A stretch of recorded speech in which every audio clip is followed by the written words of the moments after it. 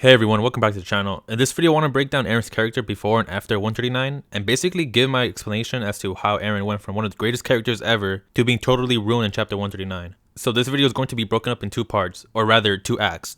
The first half of the video will be pre-139, in which I'll basically break down Eren's character and explain his motivations and reasonings and how and why that made him such a compelling character before 139. And the second half of the video will be post 139, in which I'll talk about how Eren in chapter 139 is a complete retcon and contradiction and how it ruined his character.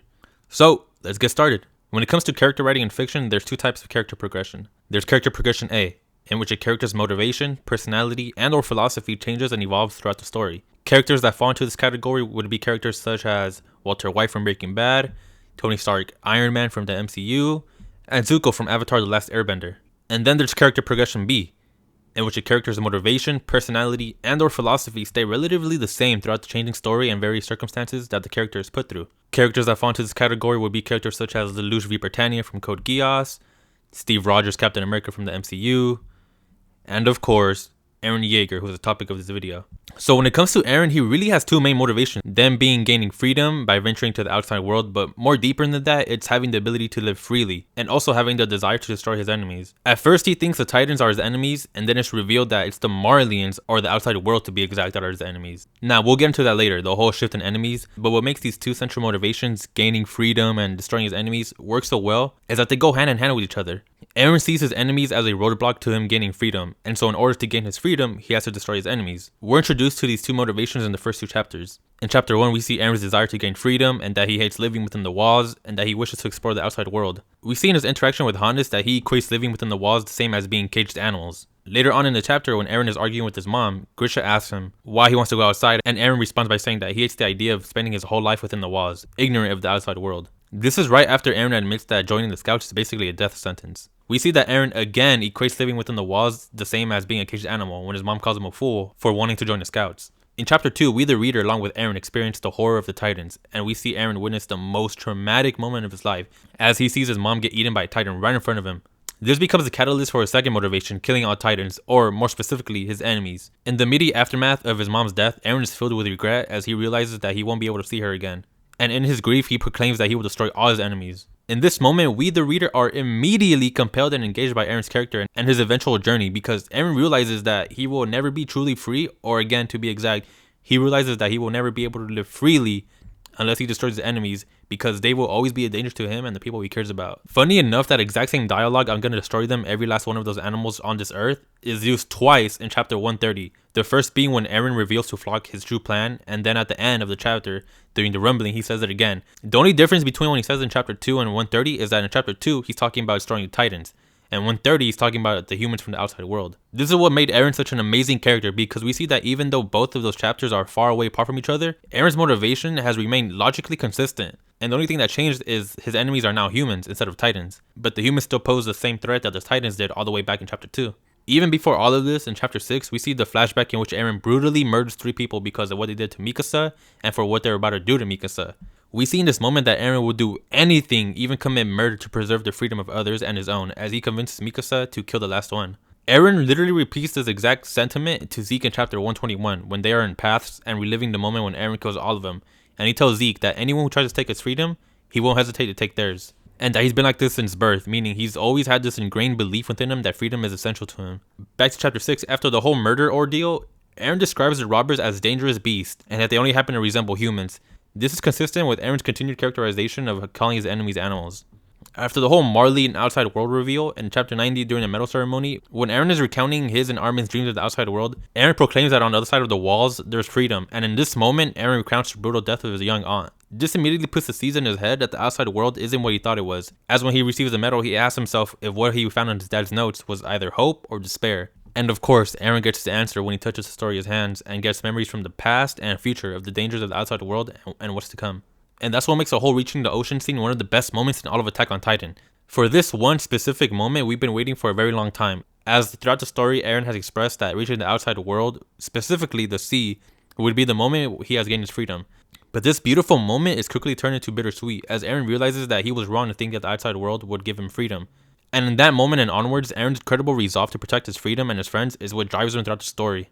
In chapter 100, or Declaration of War, Eren tells Reiner that he understands why he did everything he did on Paradis, And even when Eren says the iconic, I just keep moving forward until my enemies are destroyed, Eren's resolve to protect his freedom is so strong that he tells Reiner they're the same, and then Eren commits one of the biggest terrorist attacks ever. Later on in Para D, Eren orchestrates an entire military coup by using the Jaegers. They kill the commander-in-chief, Zachary Dawes, and Eren is even willing to have Levi killed by Zeke. He lies to his friends in front of their faces and tells them some of the harshest things, all so he could push them away. All of this is done so that he can protect his friends, and it's all before he does the rumbling.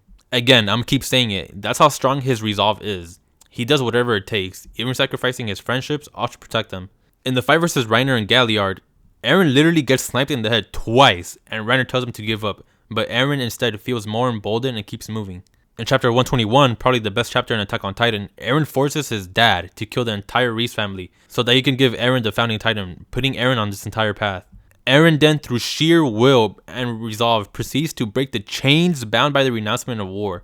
And then my favorite moment in all of AOT, or at least it was, Eren frees Ymir from the chains that bound her to the entire royal bloodline. And that panel where we finally see Ymir's eyes and she's crying, signifying that she's finally been free, was one of the best moments in fiction. Well, at least it was until chapter 139, where it retconned this entire moment, but we'll get to that later. In 123, after he gains the power of the founder, he transports all the Eldians to the paths and tells them that he's going to commit a massive genocide because the outside world will always hate the people on Para D and seek to hurt them. And that he can't stand for that because Para D is his home and that the Titans will destroy every life on the planet. In 131, Eren tells the story that the only way the violence will end is if he destroys the outside world.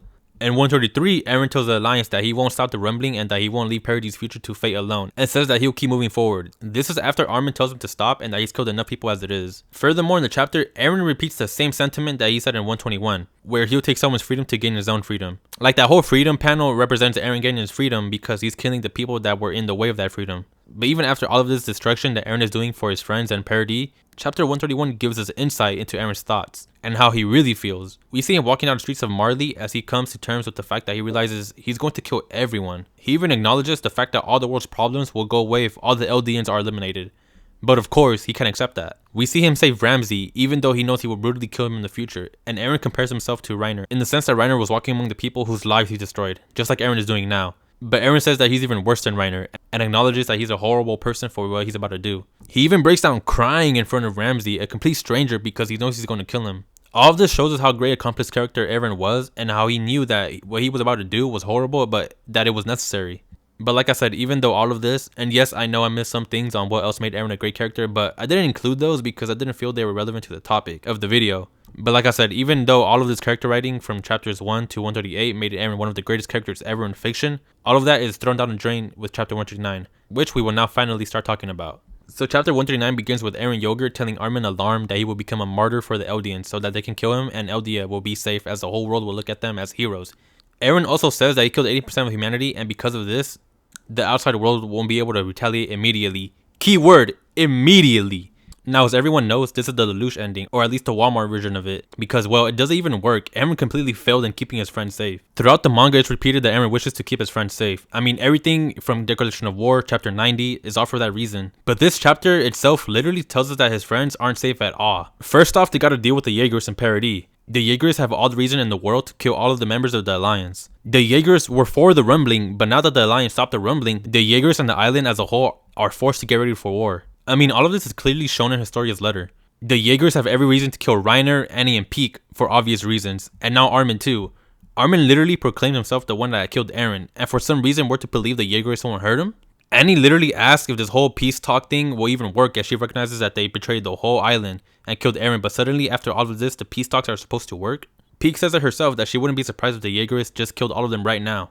But again, we're supposed to believe that Armin will Togno Jutsu his way out of it. I realistically give the Alliance a week until they get assassinated on the island. Like, there's no way possible they are safe on the island. They will have to watch their backs for the rest of their lives. And remember, that's the only threat they face from the island. We still haven't even talked about the threat of the outside world. I'm still mind blown how people who like this chapter don't realize that the outside world will eventually attack the island. Like, people actually believe that the outside world is no longer gonna hate the Eldians, even after 80% of the world is destroyed.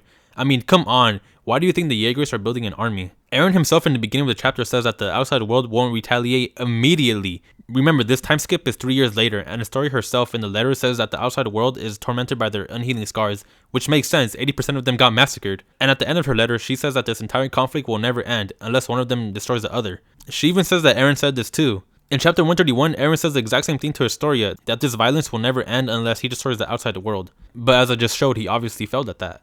In 133, Eren tells the Alliance that he won't stop the rumbling because he doesn't want to leave the future of the island to fate. But what else do you call leaving the future of Parody in the hands of Armin?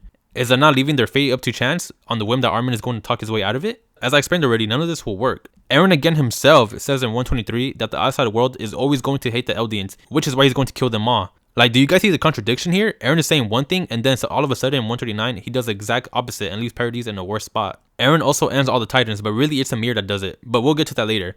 But people who like this chapter use this whole ending Titans thing as a way to say Eren completed his dream. First of all, okay, cool, that's cute. Second of all, why are we acting like the Titans are a threat to the island? Eren said he wanted to kill all Titans at first because that was the #1 threat to his freedom. Well, guess what? Titans are not even a problem for the island anymore. In chapter 90, it's established that the scouts have killed all the Titans on the island. This is again brought up in chapter 106 when Yelena says she's amazed that they killed all the Titans on the island. But this whole ending Titans thing is problematic for the island because now the Titans are over and the walls are gone. Like, what does Parody have to protect themselves with? The island's main source of protection were the Titans and the walls. They had an entire military branch dedicated to the walls, which was a garrison. That's how important the walls were to the protection. But now both of those are gone. Like, what's stopping a Marleyan battleship getting within 20 miles of the island and just starting a whole missile barrage? Like we saw in the first episode of season 4 how deadly the munitions from the battleships were. They almost killed Reiner, the armored titan, just by launching a barrage at him. And now the island has no walls and no titans to protect themselves with. Also, the population of the island is 1 million. There's 20% of humanity left in the outside world. 20% is equal to, well, I've seen some say 20% in the world in that time that AOT takes place is 30 million. And I've seen some others say it's equal to 400 million. Whatever the number actually is, the point is that the island is incredibly outnumbered. There's no way they will survive a full-on war. All it will take is a few years for the outside world to get their military infrastructure back in place and then invade Parody with relatively no problem. But hold on, it only gets worse. Eren tells Armin that he got all of his friends wrapped up in this battle not knowing if they would survive it. Do I even gotta explain the retcon in this dialogue? I explained already in the first half of the video that Eren did all of this to protect his friends, but now he's saying he didn't even know if they would survive? Like, what? I've only explained 2 retcons so far, don't worry, there's more, but just explaining these 2 retcons makes you think that this was all done on purpose. Like, 139 was written horribly on purpose. Well, at least that's the vibe I would get from it. Moving forward, unlike Eren, Armin asks him why he did the rumbling, and the response that Eren gives is so bad and terrible, almost to the point where it's scary. Like, when I read his response the first time, I got scared. I thought I was reading Tokyo Ghoul for a second. Eren responds to Armin's question with, I don't know why. I wanted to do that. When people that don't like this chapter, like myself, and we call it a retcon of Eren's character, dialogue like this is what we're talking about. This is why I spent the first half of the video explaining Eren's motivations for doing the rumbling. As stated multiple times already, he's doing it to save his friends and Parody. But now he doesn't know why he did it? Do you guys understand the retcon there? A couple chapters earlier, he's saying how he's doing the rumbling to protect his home. Now he's saying he doesn't even know why? But hold on, it only gets worse, because earlier in the chapter, Eren tells us that the only reason he did the rumbling was that Mikasa can arrive at her point, and when she has to make a decision. Not only is this revelation another retcon of his motivation, but the chapter itself doesn't even follow its own logic. Eren says he did all of this for Mikasa's decision, but then later on he says he doesn't even know why he did it. Where did this whole Mikasa thing come from? You mean to tell me that every time Eren was saying that he has to keep fighting, moving forward, we have to fight, Tatakai. When he's saying he's doing all of this to save his friends and that he's going to destroy all the animals on the planet, he was lying to us the whole time because he actually did it for the sake of Mikasa's choice in the future. Not only that, when Armin realizes that Eren is giving up, Eren says that the reason he gave up and only destroyed 80% of humanity is because Eren realized that he's not going to be forgiven. What happened to the character that had this incredible resolve to see the destruction of the planet all the way through? The character who let the deaths of Sasha and Hanji happen. The character who was willing to have Levi killed.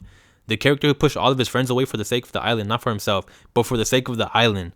But now he's sad and gives up because he won't be forgiven? No shit, Eren, you weren't going to be forgiven. That's why we had chapter 131 to tell us that you know what you're doing is bad, but you still have to see it through all the way. Like, are we the reader being lied to? Because that's not what's supposed to happen. The reader can be lied to. When it comes to writing, a character can lie to another character. For example, in chapter 130, when Eren tells Flock that he's going to kill everyone, in that moment, he can be lying to Flock. In 123, when he tells the Eldians he's going to kill everyone, that can be another example of him lying to everybody.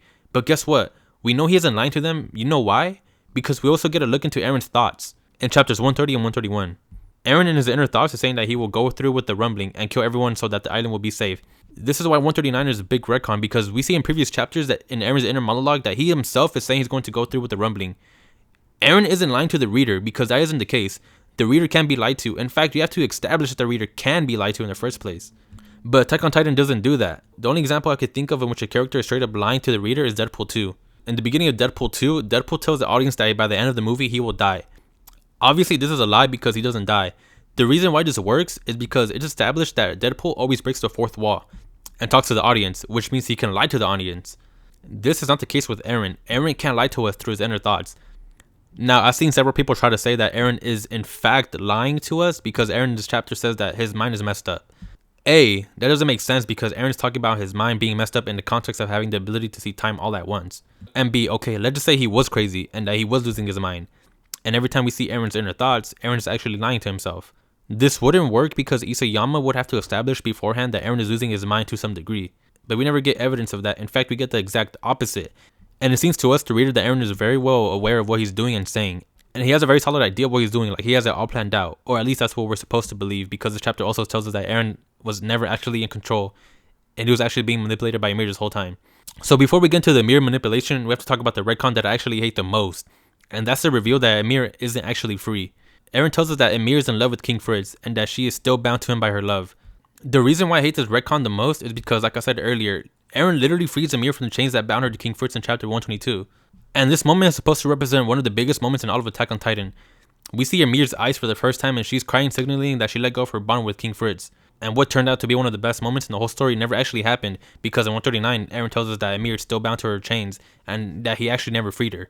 Like, this retcon was so blatantly obvious. Like I said, it makes me almost believe that all of this was done on purpose. Like in 122, Eren tells Ymir that she's been waiting 2,000 years for someone to free her, and that was Eren. But in 139, the same dialogue is repeated that she's been waiting all this time for someone to free her. Except this time it's Mikasa. Like, I don't even have to go in depth as to why this is a retcon. It literally ruined one of the greatest chapters in the whole story and one of Eren's best moments. So Eren lets us know that everything he did was under the manipulation of Ymir, and that he did all of this just so that Ymir could see the choice that Mikasa makes. And all of this was under the guidance of the founding Titan power of seeing time all at once, given to him by Ymir, and that Eren is actually a slave to fate and destiny. This reveal right here turned Eren into one of the greatest characters of all time into a plot device. Like, all agency was taken from him, meaning everything from chapter 1 and his mother's death, which we'll get to in a little bit, was all under the guise of Ymir's control. Also, Eren can get Ymir to the point where she sees Mikasa cut his head off, and that she can let go of her chains. I made this analogy before and I'll say it again. This would be like at the end of Death Note, right after Light dies, Shinigami appears next to Ryuk and says something along the lines of, "Well, that was fun, wasn't it, Ryuk? Toying with this human the whole time was entertaining, wasn't it?"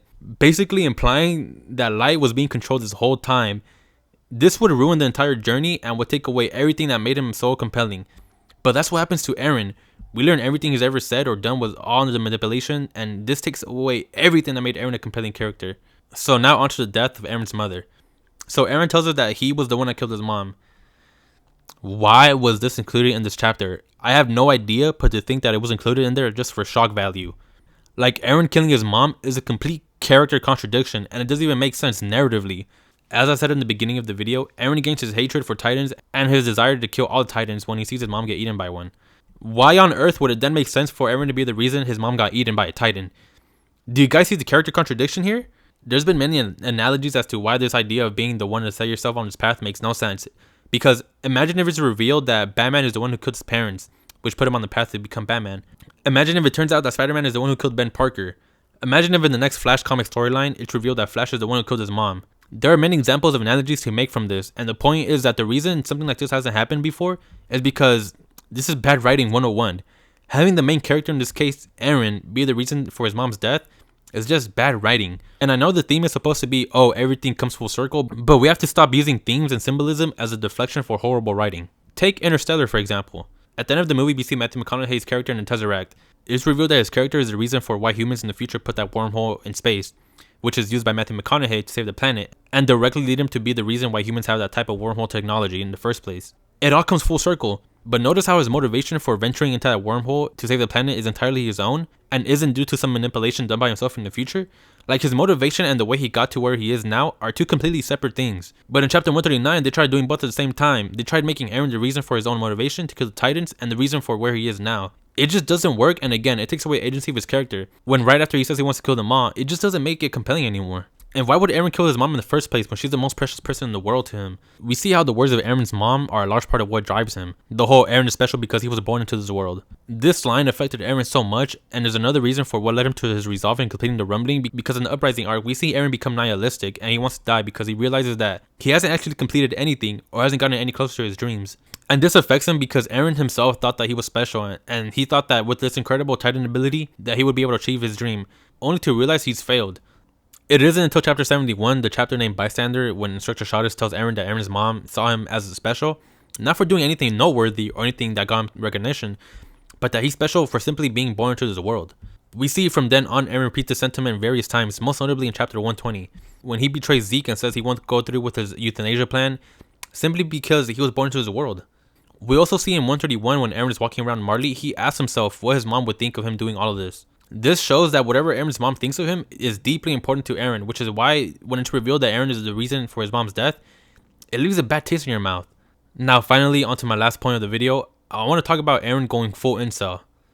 Now the reason as to why this is one of the main contentions as to why people say this chapter ruined Eren is because his whole proclaiming love for Mikasa came literally out of left field, out of the blue, out of nowhere, whatever terminology you want to use, doesn't matter because this is bad romance writing 101. Before chapter 139, Eren has never once expressed his feelings towards Mikasa in a romantic way or shown any desire to be with her romantically. Everyone knows that this whole romance thing is one-sided with Mikasa being in love with Eren, as confirmed by Zeke in chapter 130 when he tells Eren that the reason Mikasa cares for him so much is because she likes him. I've read the manga twice, and there is never a moment in which Eren has expressed romantic feelings towards Mikasa. They only have one moment in the entire manga, and that's when Eren breaks down crying because of Hana's death. And Mikasa tells Eren that everything that's good in her life is because of Eren. And don't get me wrong, only because I said this is the best moment, it would be a huge stretch to say that this moment is romantic whatsoever. Because after Mikasa tells him why he's so important to her, Eren stands up and all he says is that he'll always wrap her scarf. That's their only great moment together, and it isn't romantic whatsoever. Another moment they share is in chapter 123 when Eren asks her why she cares for him so deeply. And she responds with, because you're like family. Again, it's a big stretch to say that Eren is asking this out of romantic desire towards her. Other than those two specific moments in the entire manga, they never have a full-on conversation that merits any sort of romantic chemistry. You would be hard-pressed to find a moment or conversation where you say, yeah, both of these characters have this special connection. They understand each other on a deep level, like unlike any other characters. Well, good luck trying to find a moment like that between the two in the manga because there isn't one. Isayama himself has said that Eren views Mikasa as a mother figure and that Eren gets easily annoyed by her. There's literally more evidence that John has romantic desires towards Mikasa than Eren has towards her. And this is where I want to rant on all the Mikasa Eren shippers. The people who ship them both are the same people who started reading the manga on chapters 116 or 117, which is where season 4 left off. These people sat and got trapped by Wid's manipulation in seasons 1 through 3 by trying to make something of a romance out of Eren and Mikasa. But even with Wid trying their best to make something of it, it still doesn't work, and there's no evidence of Eren having feelings toward Mikasa. I'm not playing when I say this. All the Mikasa Eren shippers on TikTok all base their evidence that Eren loves Mikasa based on the way he looks at her. It sounds stupid, I know, but you would not believe how many videos I've seen from them where they say, oh my god, look at this clip from season 3 when Eren looks at Mikasa. Oh my god, look at this clip from season 4 where Eren smiles at Mikasa. These people are basing an entire romance between the two off of looking at each other. That's where we're at as a fandom when it comes to romance and Attack on Titan. And this is the problem. The reason why a lot of these people think this is evidence of romance is because for a lot of them, Attack on Titan is their first anime. And before Attack on Titan, they were watching shows like Vampire Diaries, Riverdale, You, and 13 Reasons Why. The romance in those shows is so bad and out of this world that these people have convinced themselves that all of that cringe romance is how actual romance in writing or fiction is supposed to work. So when they see Eren look at Mikasa for this one moment in season 2, they automatically think that's evidence of love between the two. Because that's what they were geared to learn by watching all those other shows that are listed. This is a problem because it totally ruined the discourse between Mikasa and Historia. Because Eren Mikasa shippers never read the manga, so they don't understand why people ship Historia and Eren. Instead, they go off of the anime, which, as I explained, is a bad representation of romance, and they just don't understand that. Now, let me be clear, I'm not saying every Mikasa and Eren shipper is like this, and that they all started reading the manga on chapter 116. But that's what makes it worse, because the people who read the entire manga and still ship Eren and Mikasa are the same people who, when asked to show a moment in which they started shipping them, they won't show a moment from the manga. Instead, they'll show a moment from the anime. The only way this whole Eren loves Mikasa thing actually makes sense is if there was some type of inner monologue of Eren saying that he understands Mikasa on a deep personal level, or that he relates to her on a deep level. And we just don't get that stuff with Eren and Mikasa. But we actually do get that with Eren and Historia, where Eren in his inner monologue says that he understands Historia and that he feels this connection with her because they can relate to each other. Now, I don't want to talk about Eren and Historia because I want to save all that for another video I'm planning, in which I'll be talking about the theme of the sins of the father, present throughout AOT, and Eren and Historia are going to feature heavily in that. I just want to leave this Eren insult thing with this. If it's true that Eren actually had romantic feelings for Mikasa, then you can't argue that it's nothing but bad romance writing. Because when the only thing that you can point to a love between the two is a 2-second clip of them looking at each other, then you're just fooling yourself.